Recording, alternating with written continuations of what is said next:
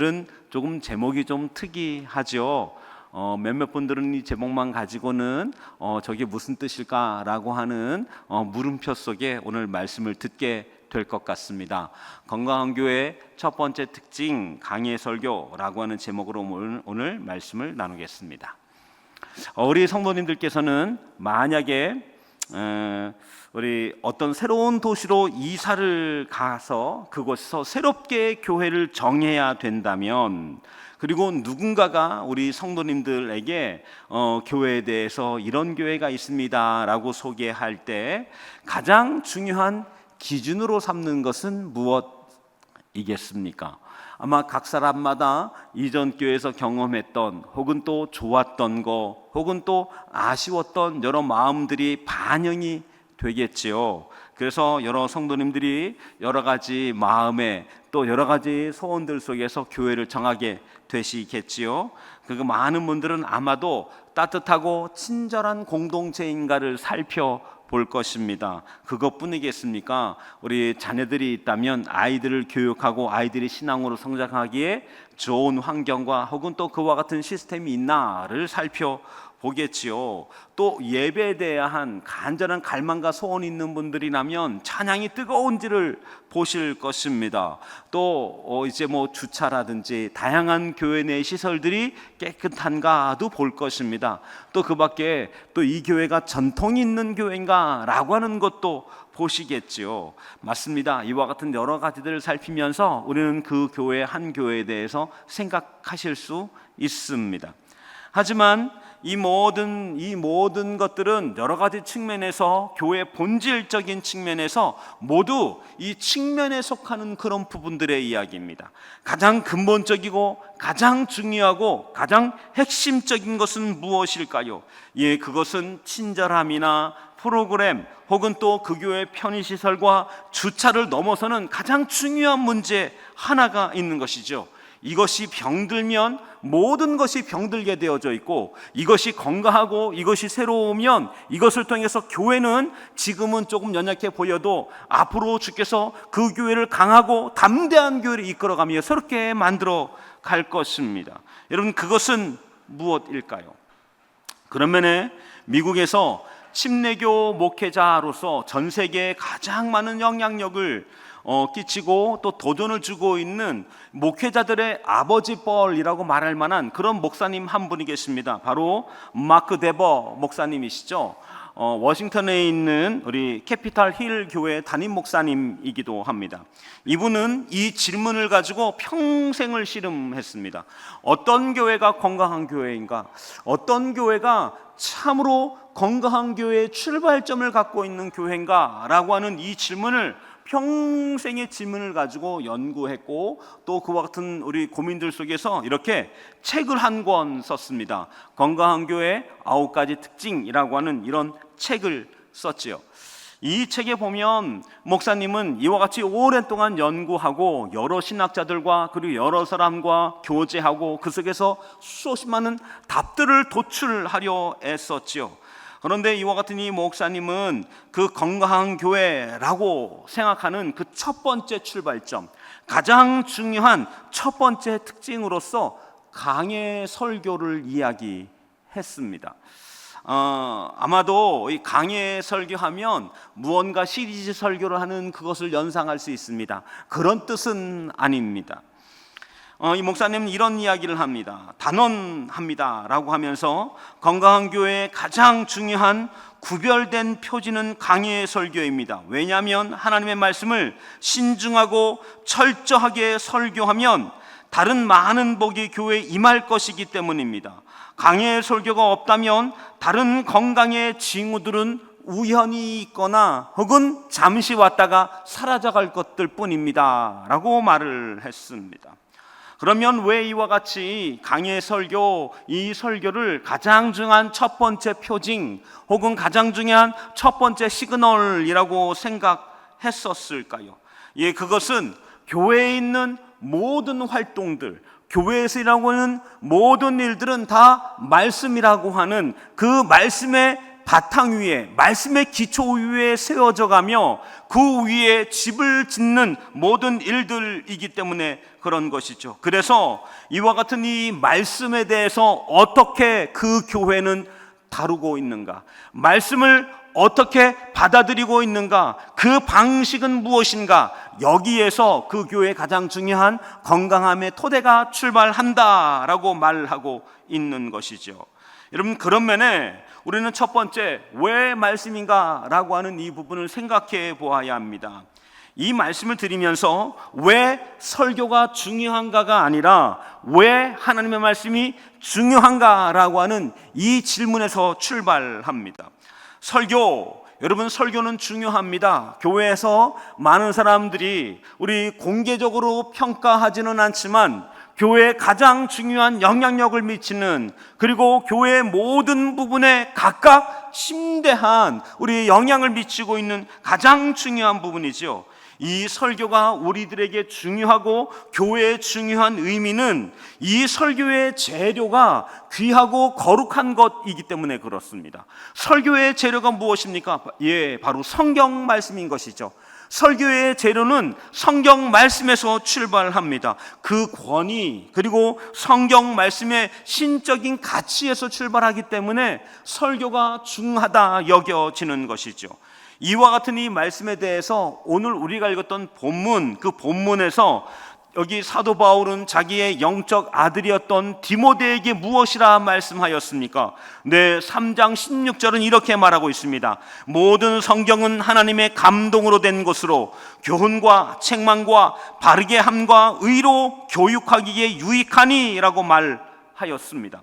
여기에서 하나님의 감동으로 된 것이로 라고 하는 바로 저 단어, 저 표현은 헬라어로 테오프 뉴스토스라고 하는 단어입니다. 테오프 뉴스토스라고 하는 단어는 두 단어가 합쳐진 것입니다. 하나는 하나님이란 단어와 또 하나는 숨결이란 단어가 합쳐진 단어입니다. 그래서 이 뜻은 무슨 뜻이냐면 하나님의 호흡으로 가득한, 하나님의 숨결로 충만한이라고 하는 그런 뜻인 것이죠. 한마디로 모든 성경은 하나님의 호흡으로 가득한, 하나님의 숨결로 충만함이라고 하는 그런 뜻을 갖고 있는 것입니다. 하나님께서 우리 창세기에 보면 사람을 지으셨습니다. 그리고 지으신 후에 그 코에 생기를 하고 불어 넣어주셨지요. 그 생명, 그것이 코에 이와 같은 하나님의 호흡, 숨결이 불어 넣어지자 사람이 생명이 되었다라고 성경은 말씀하고 있습니다. 그 코에 하나님의 숨결이 가득히 불어 넣어지자 새롭게 새로운 생명의 삶을 시작하게 되어진 것입니다. 맞습니다. 이 성경은 하나님의 숨결이 닿아서 살아있는 말씀으로 변화되었다는 것입니다. 그리고 그 말씀에서 설교는 시작하는 것이죠. 이것은 우리들에게 무엇을 의미합니까? 네, 이것은 성경은 위대한 신앙인들의, 이와 같은 신앙인들의 종교적인 경험을 모아놓은 책이거나 인간의 지혜나 철학을 담아놓은 책이 아니라는 뜻이죠. 이 책을 우리가 존중하고 기뻐하는 이유는 성경은 살아있는 하나님의 말씀이 계시된 책이고 그 책에 대한 권위, 그리고 그 책 속에 하나님의 숨결, 하나님의 거룩함이 가득히 충만하기 때문에 그 말씀을 귀하게 여기는 것이죠. 따라서 이와 같은 성경의 절대적인 권위와 그리고 그 말씀이 오늘 모든 설교의 시작이며 모든 설교의 출발점이라고 말하고 있는 것입니다. 이 지점에서 강해 설교의 필연성, 바로 그것이 출발되어집니다. 여러분, 성경이 무한 하나님의 말씀이고 하나님의 진리가 기록된 것이라면 강단에서 설교자가 선포하게 될 말씀의 출발점은 개인적인 생각 혹은 개인적인 경험 혹은 개인적인 신학이 아니라 하나님의 말씀 자체여야 한다라고 하는 이 지점에서 강해의 설교를 말씀하고 있는 것입니다. 그래서 설교자가 세상의 성도들이 듣도 보도 못한 새로운 메시지를 창조하는, 조직하는 사람이 아니라 우리 가장 심혈을 기울여야 될 건 하나님의 말씀이 하나님의 말씀이 될 수 있도록 선포하는 것이며, 하나님의 말씀 그 원액을 흐트러뜨리거나 변질시키지 않고 전할 수 있을 때 이 말씀은 살아있는 말씀이고, 그리고 권위 있는 능력의 말씀이 되어진다라고 하는 뜻이죠.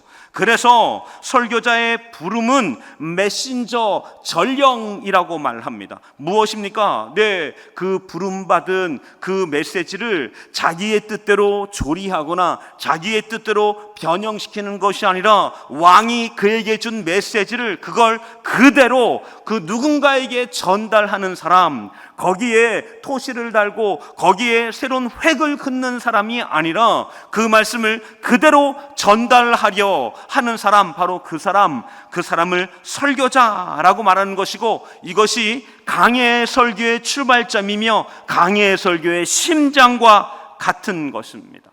그렇다면 강해 설교란 무엇입니까? 예, 그것은 강해 설교에 대해서 여기 마크 데버 목사님은 이 책에서 이렇게 말합니다. 강해 설교란 설교의 본문의 핵심 요점을 설교의 핵심 요점으로 삼아 그것을 회중의 삶에 적용하는 설교이다라고 말을 했죠. 이 말은 설교자가 어떤 특별한 자기만의 아이디어, 자기만의 감성, 자기만의 경험, 혹은 자기가 관심 갖고 있는 주제로 말씀을 다루는 것이 아니라, 말씀이 주제가 설교자의 주제가 되어져야 된다는 그런 뜻인 것이죠. 말씀 자체에 있는 그 내용이 설교로 선포될 수 있도록 설교자는 말씀을 말씀되게 하는 그 일에 부름받은 것이지, 말씀을 이렇게 저렇게 요리해서 말씀을 자기 편의대로 혹은 자기가 다루고 싶은 대로 다루는 사람이 설교자가 아니다라고 성경은 그 저자는 얘기하고 있는 것입니다. 그런 면에 오늘 설교는 성경의 본문 그 자체를, 그 본문이 드러내려고 하는 걸 드러내는 자, 그리고 그것을 하는 행위가 설교라고 말하는 것입니다. 이러한 설교자의 의미에 대해서 성경은 곳곳에 나와 있죠. 우리 디모데후서 4장 1절과 2절은 이 바울이 디모데에게 설교를 어떻게 해야 되는지, 설교자의 의무가 무엇인지를 전달해 주고 있습니다. 이렇게 말하고 있습니다. 하나님 앞과 살아있는 자와 죽은 자를 심판하실 그리스도 예수 앞에서 그가 나타나실 것과 그의 나라를 두고 엄히 명하노니 너는 말씀을 전파하라. 때를 얻든지 못 얻든지 항상 힘쓰라 라고 하였죠. 이것은 복음 전도하는 행위를 말할 뿐만 아니라 그것을 넘어서서 설교자가 무엇을 전해야 되는지를 말하고 있는 것입니다. 설교자, 그가 말씀을 전파하는 것입니다. 때를 얻든지 못 얻든지 항상 그 말씀을 전하는 것에 힘써야 하는 것이지요. 그런데 이 전파하다, 말씀을 전파하라 할 때 이 뜻은 앞에 말씀드렸던 바로 이 왕의 메시지를 가지고 누군가에게 전달하는 전령이라고 하는 그 뜻을 갖고 있는 것입니다. 고대 전령들은 왕이 그 무언가 선포문을 작성해서 전령에게 전달해 줍니다. 그러면 전령은 이것을 가슴에 품고 이제 말을 달려서 또 다른 고을에 가서 지정된 곳에 그것을 전달해야 되는 것이죠. 이와 같은 이 일들 앞에서 왕의 권위를 가지고 외치는 것이죠. 그 족자를 펴니다. 그리고는 사람들에게 힘차게 말하는 것이죠. 누구의 이야기를, 자기의 이야기가 아닌 누구의 이야기를, 왕의 이야기를 하는 사람, 왕의 이야기를 과감 없이 전하는 사람, 더하지도 않고 빼지도 않고 그대로 전해야 된다라고 말하는 것입니다.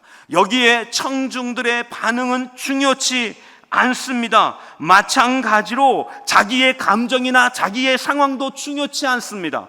그가 손에 들고 있는 그 전령, 부탁받은 그 내용을 과감 없이 더하지 않고 빼지 않고 그대를 전하는 것, 그것이 우리 전파하라. 여기 이 디모데에게 바울이 전했던 것, 그에게 부탁했던 것, 하나님의 말씀을 너가 더하거나 너가 빼지 아니하고 전해라. 때를 얻든지 못 얻든지 이것을 전해야 된다라고 말씀했던 바로 그 메시지 갖고 있는 것입니다. 때문에 설교자는 자기 자신의 똑똑함이나 혹은 자기 자신의 유능함이나 자기 자신의 유머러스함이나 자기 자신의 어떠한 재능을 가지고 우리 성도들을 자기에게 집중시키는 사람이 아니라 성도들의 궁극적 관심이 어디로 갈 수 있도록, 말씀으로 갈 수 있도록, 말씀으로 들어갈 수 있도록, 말씀에 집중할 수 있도록 초대하는 사람, 바로 그 사람이 설교자라고 했습니다. 제가 우리 설교 훈련을 받을 때 저의 멘토, 저에게 선생님이 있습니다. 설교 선생님이 저에게 그런 이야기를 했습니다. 김 목사님, 조금 전에 우리 하셨던 이 설교회에서 그 예화, 목사님의 예화를 쓰는데 목사님의 예화의 주인공은 누구입니까? 목사님의 예화의 궁극적 주인공은 누구입니까?를 물어보았습니다. 제가 그 질문에 숨이 막혔습니다. 모든 설교의 예화의 궁극적 주인은 누구입니까? 그 예화가 자기의 예화든 또 다른 어떤 상황에서의 예화든 그 설교에서의 궁극적 모든 예화의 초점은 무엇이어야 합니까? 예수 그리스도여야 하는 것이죠. 그 예화가 예수 그리스도를 가르치지 아니하고 다른 것을 가르치고 있다면 그 예화의 초점은 잘못된 것입니다. 여러분, 그러면 목사님 저에게 엄히 묻습니다. 목사님, 설교의 예화가 만약에 예수 그리스도가 아니라면 그 설교는 나중에 그 끝이 예수 그리스도 하나님이 아닌 다른 것을 가르치는 설교가 될 것입니다 라고 이야기를 해 주었습니다. 맞습니다. 여러분, 우리 설교를 통해서 누구를 만나야 되는 것입니까? 설교자의 유능함이나 설교자의 유머러스함이나 탁월함이나 준비한 열심이 아닙니다.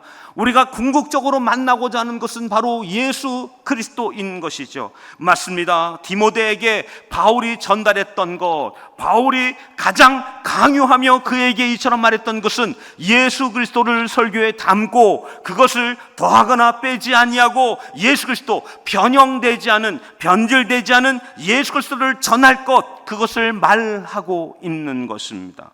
그런 면에 이와 같은 이 선포, 이 말씀을 준비하기 위해서 설교자는 치열한 사적 준비의 시간을 가져야 되지요. 본문의 말씀의 뜻이 무엇인지, 본문의 문화적 그리고 본문의 역사적 배경은 무엇인지, 본문의 초점은 어디로 향하고 있는지, 본문이 본문되게 하려면 본문을 연구하는 충실한 시간을 가져야 되는 것이지요. 맞습니다. 그와 같은 시간 속에서 설교를 전하고 나누는 그 수고로운 부탁을 받은 사람, 바로 그 사람이 설교자인 것이지요.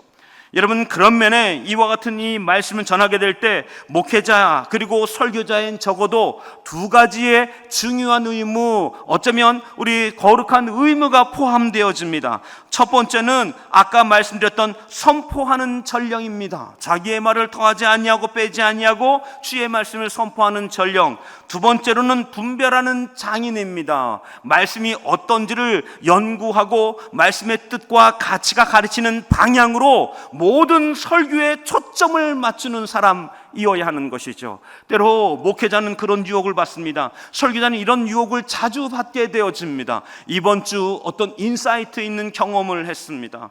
굉장히 도전적인 사건을 만났습니다. 그러면 이 사건, 이것에서 느껴진 깨달음, 이것에서 느껴진 도전들을 설교에 초점하고 싶은 강렬한 유혹을 갖게 되어집니다. 그러면 설교자가 그 자기의 경험 혹은 자기의 특별한 깨달음이 초점이 아니라 설교 속에 있는, 오늘 본문 속에 있는 그 말씀이 초점이 되도록 그 심령을 주 앞에 내려놓는 것, 그것도 설교자에게 포함된 일이며 그 말씀 앞에 있는 일인 것이죠. 이와 같은 일들, 이 일들을 전하고 나누게 되어질 때 교회는 점점 말씀에 초점되어지기 시작합니다. 설교자가 아니라, 설교자의 메시지가 아니라 설교자가 전한 메시지 속에 하나님이 누구인지, 하나님은 어떤 분인지, 하나님은 우리에게 무엇을 말씀하시는지, 하나님의 거룩한 말씀의 권위 앞에서 마음과 심정을 두는 교회로 점점 바뀌어져 가는 것이죠. 맞습니다. 그래서 끝내는 그 교회의 주인이 누가 되어진 교회? 하나님이 주인 되어진 교회, 그 출발점, 이 모든 것들을 출발시키는 가장 중요한 출발점이 바로 설교인 것이죠. 그리고 그런 설교를 가능하게 하는 설교가 강해 설교이기 때문에 강해 설교를 말하고 있는 것입니다.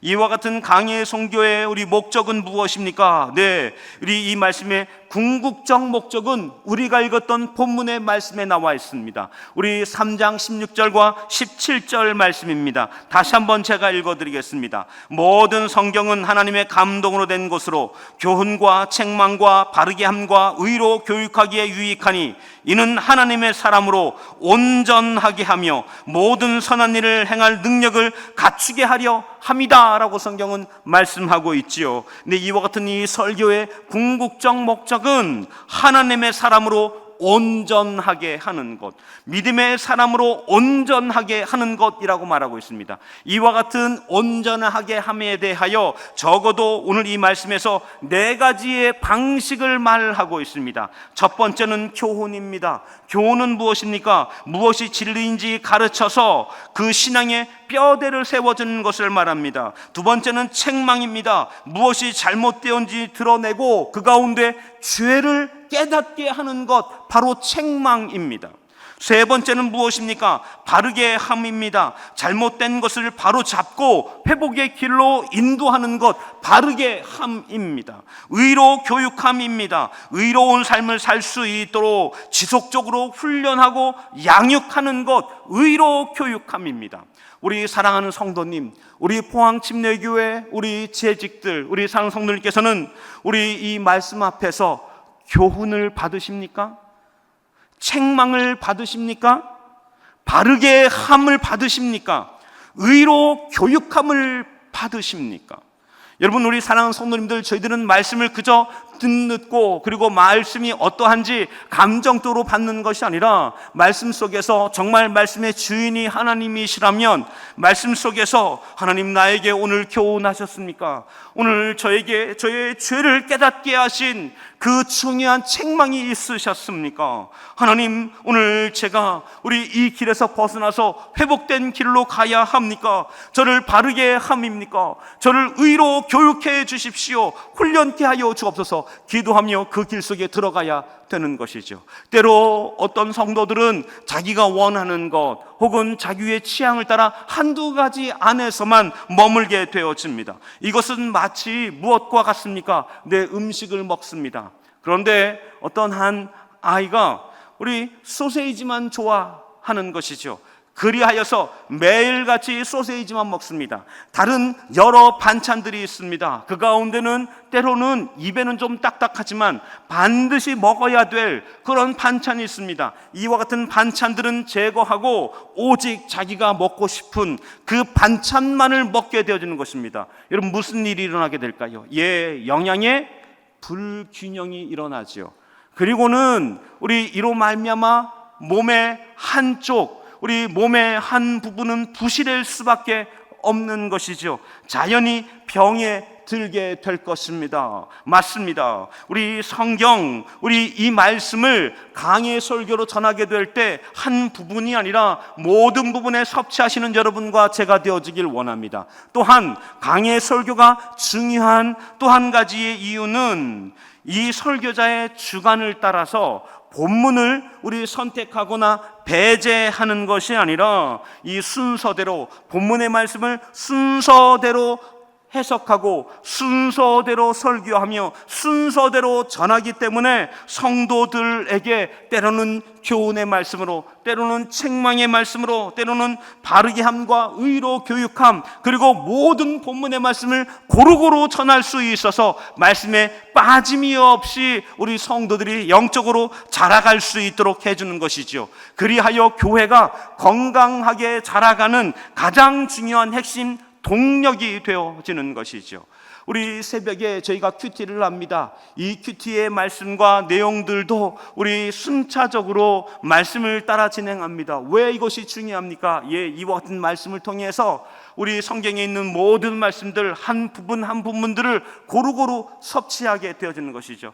여러분, 새벽 설교를 준비하다 보면 설교자인 저나 전사님들, 우리 목사님은 굉장히 곤욕스러울 때가 있습니다. 말씀을 전하기 어려운 부분이 우리 앞에 도착하기도 하고요, 때때로는 피하고 싶은 말씀, 설교자로서 부담이 많은 말씀 앞에 머물게 되어지기도 합니다. 하지만 우리 성경 본문이 말씀하라 말합니다. 그럼 어떻게 합니까? 말씀해야 되는 것, 그분을 취사선택하지 않고 말씀을 전하는 것 때문에 그 말씀을 통해서 성도들이 어떤 말씀을 배제하지 아니하고 들을 수 있도록 말씀이 말씀하게 하시는 일들을, 우리 그 일들을 거부하지 않고 그 앞에 순종하는 부름, 그것이 강해 설교의 중요한 원칙과 방법의 한 가지인 것이지요. 그래서 이와 같은 이 강해 설교는 단순히 정보를 전달하는 것이 아니라 하나님의 온전한 사람으로 만들어감, 하나님의 형상을 빚어감 앞에 초대된 방식이기 때문에 그런 것입니다. 맞습니다. 이와 같은 이 성경 그리고 설교하는 패턴이 성경에 나와 있을까요? 강해 설교는 설교의 본이 되어져 있습니다. 여러분, 이토록 강해 설교가 중요하다면 성경의 모델이 있어야지요. 성경에 많은 모델들이 있습니다. 그 가운데 구약과 신약에서 한두 가지 모델만 말씀드리도록 하겠습니다. 구약을 보면 느헤미야 8장 8절이죠. 여기에 에스라, 학사 에스라가 이제 말씀을 전하는 한 장면이 등장하는 것이죠. 성벽을 재건했습니다. 느헤미야와 백성들이 성벽을 재건한 것이지요. 그러한데 그때 수문학 광장에 성도들이 모입니다. 그 모인 그곳에서 이 백성들이 학사 에스라에게 말씀을 듣고 싶다라고 청하는 것이죠. 그때 학사 에스라가 말씀을 낭독합니다. 구약의 말씀을 낭독하는 것이지요. 그리고 그 말씀을 전하고 나누게 될 때 백성들이 깨달았더라라고 성경은 말씀하고 있습니다. 그때 그 뜻을 해석하여 백성들에게 그것을 낭독할 때 다 깨달았더라라고 성경은 말씀하고 있습니다. 말씀이 어떠한지를 해석했고 그 말씀을 전했던 것이죠. 에스라 자신의 간증을 했던 것이 아니라, 에스라 자신의 취향과 취미를 얘기했던 것이 아니라 성경을 해석했고 그것을 전했던 그 현장에서 무엇이 일어났을까요? 거기에서 부흥이 일어납니다. 그 수문학 광장에서 그 말씀을 듣던 사람들이 새벽부터 정오까지 쉼없이 말씀을 듣게 되었습니다. 모든 사람들이 성경을 읽어보면 일어서서 말씀을 들었다 했습니다. 말씀을 들을 때 말씀을 듣는 구절구절마다 아멘을 한 번 아니고 아멘을 2번 했다라고 말했습니다. 아멘 아멘 하면서 말씀을 들었다는 것입니다. 여러분, 여기에서 유래되어져 있습니다. 우리 때로 어떤 교회들은 말씀을 읽을 때 모든 성도가 다 일어나서 말씀을 읽습니다. 그 이유는 무엇입니까? 그 이유는 여기 이 에스라, 그 현장에 있던 성도들이 말씀을 읽고 말씀 앞에 머물게 되어졌을 때 말씀을 일어서서 듣고 말씀을 들었더라라는 말씀으로 인하여서 성도들이 일어나서 말씀을 읽습니다. 그리고는 착석하는 것이죠. 여러분, 우리가 말씀 끝에 아멘 하는 이유도 그 말씀이 은혜가 되어서가 아니라 바로 이와 같은 에스라, 그가 전했을 때 백성들이 아멘 하고 응답했다라고 하는 성경의 모델과 그 말씀을 따라 아멘 하고 응답하는 것입니다. 여러분, 이와 같은 이 말씀의 강해가 일어났을 때 공동체가 변화되어졌습니다. 부흥과 은혜를 경험했던 것이죠. 그 말씀을 통해 얼마나 강력하게 전했는지, 책망의 말씀으로, 바르게 함의 말씀으로, 의의 교육함의 말씀으로 전하였기에 모든 이들이 눈물을 흘리며 말씀을 듣게 되어지는 것이죠. 신약 시대에도 마찬가지였습니다. 오순절, 이와 같은 그 절기에 교회가 탄생합니다.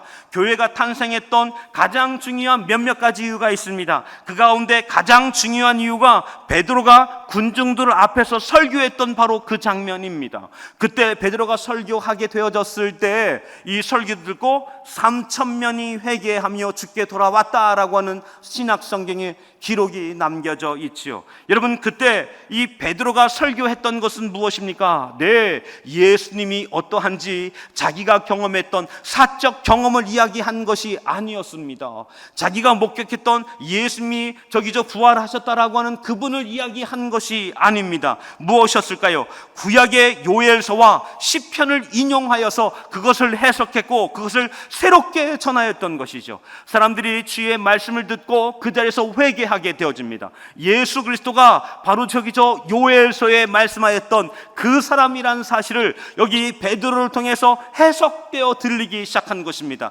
그리고는 그들이 풀려지기 시작하는 것이죠. 그분이 무엇으로 인하여 이 땅에 왔는가, 그리고 그분이 걸어갔던 길이 성경에 예언되어져 있던 바로 그분이란 사실들을 우리 있던 군중들이 깨닫게 되어진 것이죠. 그리고 그들이 그 말씀 앞에서 말합니다. 우리가 어찌할꼬를 외치는 것이죠. 우리가 어찌할꼬를 탄식하며 예수 그리스도를 구주와 주님을 받아들이는 회개를 그들이 경험하게 되어지는 것입니다. 여러분, 구약의 에스라를 시작으로 시작해서 신약의 수많은 사도들도 자기들의 사사로운 경험을 이야기했던 것이 아닙니다. 말씀을 해석했고 그 말씀을 전달했던 그런 순간들, 그 부름받았던 그 자리에 있었던 것이죠. 그래서 이와 같은 이 강해 설교의 방식과 그리고 강해 설교는 우리 시대 유행이나 사람들의 기호를 떠나서 모든 시대 속에서 그리고 모든 환경을 관통하는 하나님의 역사하시는 통로가 되어지는 것이지요. 여러분, 이와 같은 이 강해의 설교, 그 설교가 교회에서 선포되어지고 나누게 되어질 때 교회는 점점 건강한 교회의 토대와 그리고 건강한 교회의 출발점을 갖게 되어지는 것이죠. 여러분, 저희 교회도 이와 같은 광야의 설교로 때마다 그저 말씀을 우리 목회자 그리고 그가 갖고 있는 경험이 아닌 어떤 말씀으로 말씀이 말씀되게 하는 일들을 초점하여 전하는 교회, 그래서 주의 말씀에 온 성도가 관심과 마음의 최종적 뜻을 구하는 교회가 되어지길 원합니다. 그러하게 될 때 우리 포항 침례교회가 건강한 그 은혜의 교회, 더욱더 뜨거워지는 교회가 되어져 가는 줄 믿습니다. 저는 이와 같은 건강한 교회의 첫 번째 우리 표지인 강의 설교에 대해 말씀하였습니다. 어떠한 내용들이 있었습니까? 첫 번째, 교회는 권위에서 출발한다. 설교는 권위에서 출발한다. 어떤 누구의 권위입니까? 하나님의 숨결로 가득 찬 하나님의 말씀에서 출발한다. 둘째, 설교자는 자기의 생각을 말하는 사람이 아니라 왕께서 부탁하신 그 메시지를 전령 전하는 사람이다 라고 말씀을 드렸습니다. 그리고 세 번째, 이와 같은 이 말씀을 균형 있게 우리 취사 선택하는 것이 아니라 말씀이 선포하고자 하는 것, 말씀이 전하는 모든 내용들을 고루고루 선포하며 성도를 온전하게 세우는 사람이다 라고 말씀을 드렸습니다. 그리고 이와 같은 이 말씀은 성경에 이미 검증되어져 있는 설교의 사역이다 라고 말씀을 드렸습니다. 마무리를 하려 합니다.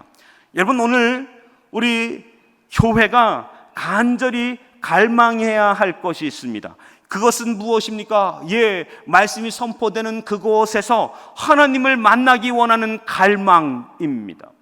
하나님을 원하는, 하나님의 말씀을 듣기 원하는 갈급한 심령, 갈망이 마음 가운데 일어나게 될 때 이 갈망은 그 심령에 놀라운 부흥을 경험케 하는 것이죠.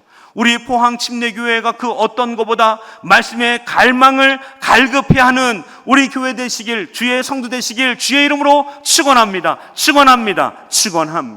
맞습니다. 에스라, 우리 학사 에스라가 말씀을 전할 때 이 사람들은, 군중들은 그 말씀을 듣길 원했고 더욱더 말씀을 듣기 원하여서 갈급해 했었습니다. 그리고 그 말씀을 통해서 새로운 삶을 살기로 결단하였고 믿음의 행진을 출발하게 된 것이죠.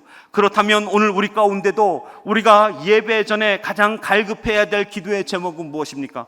하나님, 저에게 목마름을 주십시오. 말씀에 대한 목마름을 주십시오. 말씀에 대한 목마름을 주셔서 말씀 속에서 하나님을 소망하는, 하나님을 갈망하는 그 심령 갖게 해 주십시오. 저에게 목마른 심령도 해 주십시오. 마치 사슴이 시냇물을 찾아 헐떡이는 것처럼 주님, 제가 목이 마릅니다. 정녕 목이 마릅니다. 그 목마름을 주 앞에 구하는 사랑하는 포항침례교회 성도 되시길 주의 이름으로 축원합니다. 목회자도 주 앞에 이와 같은 말씀을 목말라 하는 것이지요. 주님, 말씀이 목마릅니다. 말씀이 목말라 그 은혜를 구합니다. 이와 같은 목회자와 성도가 함께 있어 우리 포항침례교회 말씀이 날마다 흥황하는, 말씀의 샘물이 터지는 우리 포항침례교회 되시길 주의 이름으로 축원합니다. 축원합니다. 축원합니다.